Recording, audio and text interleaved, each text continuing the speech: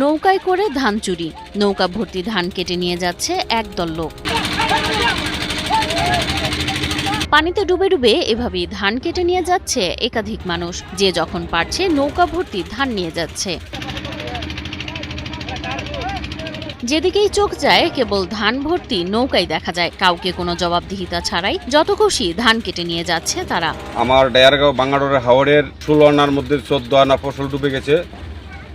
তো এখন আজকে আমরা পুলিশ নিয়ে গেছিলাম। আমার হাওড়ের ধান নোয়াগাঁও, সন্তোষপুর, চন্দ্রপুরের লোক দূর করেই খাটতে নিয়ে যায়। সুনামগঞ্জের দিরাইয়ের বরাম হাওরে ঘটেছে চাঞ্চল্যকর ধান চুরির ঘটনা। কৃষকের ঘাম ঝরানো পাকা ধান কেটে নৌকায় করে নিয়ে গেছে সংঘবদ্ধ একটি চক্র। মঙ্গলবার বিকেলে উপজেলার ভাঙাডহর ও ডাইয়ারগাঁও গ্রামের কৃষকদের জমিতে এ ঘটনা ঘটে। স্থানীয়দের অভিযোগ, হাওরের পানি কমতে শুরু করায়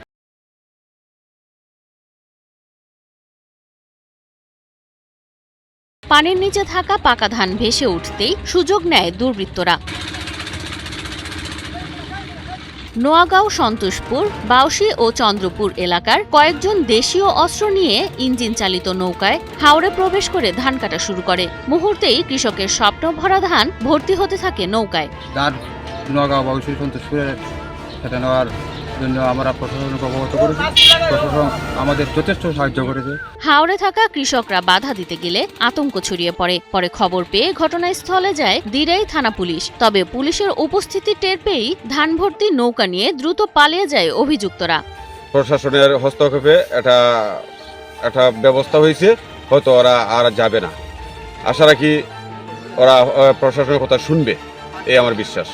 দিনরাত পরিশ্রম করে ফলানো ধান এভাবে লুট হয়ে যাওয়ায় দিশেহারা কৃষকেরা। দ্রুত জড়িতদের শনাক্ত করে কঠোর শাস্তির দাবি জানান তারা।